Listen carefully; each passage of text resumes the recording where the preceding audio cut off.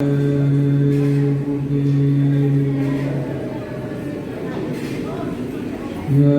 गुरुदेव नाम की जय गुरुदेव नाम की प्रभु का पावन नाम भक्त का जगह नाम जय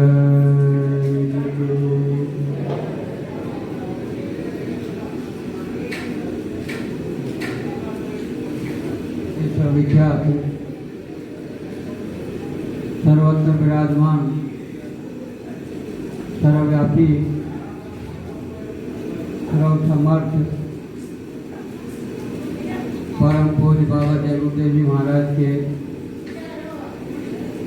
श्री चरणों में कोटि कोटि नमन वंदना प्रणाम। पूज्य महाराज जी, उपस्थित जिला संगठन जिला रेवाड़ी के अध्यक्ष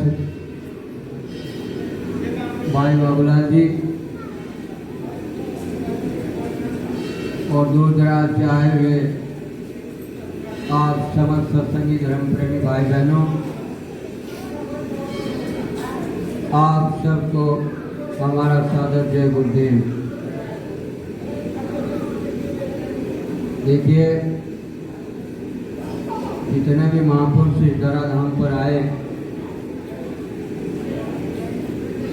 उन सब महात्माओं का एक ही लक्ष्य इस धरती पर आने का रहा। इस समस्त पृथ्वी को उन्होंने अपने दिव्य अलौकिक सत्संग संदेश से, वह अपनी दूर दृष्टि से सारी मानव जाति को, सभी को, मजहब को, छोटे बड़े, ऊंच नीच, ज्ञान अज्ञान, सब तिमर को हटाते हुए सारी मानव जाति के कल्याण के लिए, सबको ऊपर उठाने, ऊंचा उठाने के लिए वो जब तक इस धराधाम पर रहे अथक प्रयत्न, प्रयास और मेहनत करते रहे। जो चिन्ह आप ये देख रहे हैं, ये वक्त के संत सदगुरु बाबा जय गुरुदेव जी महाराज का चिन्ह है। बहुत से प्रेमी सत्संगी भाई बहन इनको बहुत ही नजदीक से जानते हैं और सुबह शाम 24 घंटे तक वो करते हैं। अब बात केवल ये आती है कि एक मनुष्य शरीर की इस सृष्टि पर इतनी पूजा जो भगवान की भी नहीं हो सकती। ये कई बार विचार आता है, सवाल उठता है कि जो भगवान की भी पूजा इस सृष्टि पर नहीं होती, इसी सृष्टि पर एक मनुष्य की इतनी पूजा होती है जिसमें देवी देवता और ब्रह्मा विष्णु महादेव और सृष्टि के रचनाकार रचयिता ये पीछे छूट जाते हैं। बात केवल इतनी नहीं है, जितने भी महात्मा आए और जितने भी हमारे आपके ज्ञान देने वाली पुस्तकें हैं, सब में ये बताया गया है, लिखा गया है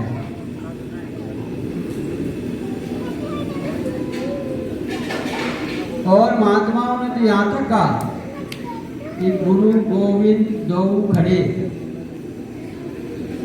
काके लागू पाए, बलहारी गुरु आपकी गोविंद जी मिलाए। कि भाई गुरु और गोविंद दोनों पास पास में खड़े हैं, लेकिन मैं ये विचार करता हूँ, ये सोचता हूँ कि पहले मैं किसके चरणों की वंदना करूं। तो विचार में यही आता है कि अगर ये सदगुरु नहीं मिलते, ये गुरु नहीं मिलते, तो भगवान का दर्शन नहीं हो पाता।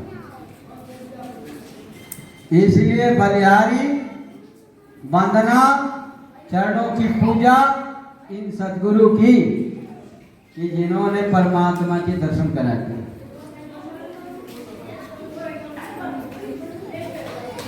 और जितने भी हम आप पढ़ते हैं, गाते हैं, सुनाते हैं, समझते हैं, उनमें भी लिखा हुआ है गुरुर् ब्रह्मा गुरुर् विष्णु गुरुर्देव महेश्वरा गुरु साक्षात परब्रह्म तस्मै श्री गुरुवे नमः। अब ये भी हमको यही पाठ पढ़ा रहे हैं कि जो आप 8 मास के शरीर को जो देख रहे हो, ये ब्रह्मा है, ये विष्णु है, ये साक्षात ब्रह्मा विष्णु महादेव से परे, ईश्वर से परे, ब्रह्म से परे, ये पार ब्रह्म पुरुष हैं।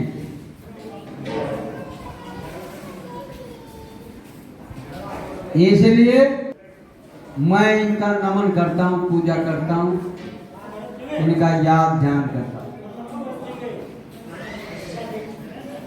और महात्माओं ने क्या लिखा?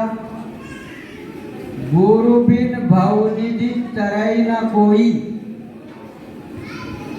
जो बिरंत शंकर सब होई।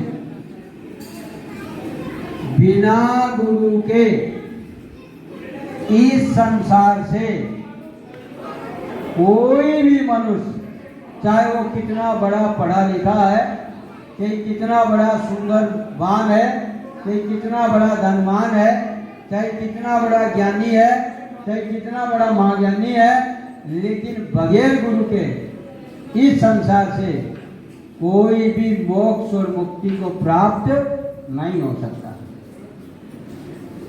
इसलिए जितने भी महात्मा हैं सभी ने एक आवाज लगाई, और वो आवाज क्या लगाई कि देखो भाई, हम तो उस देश से आए हैं इस मनुष्य शरीर में।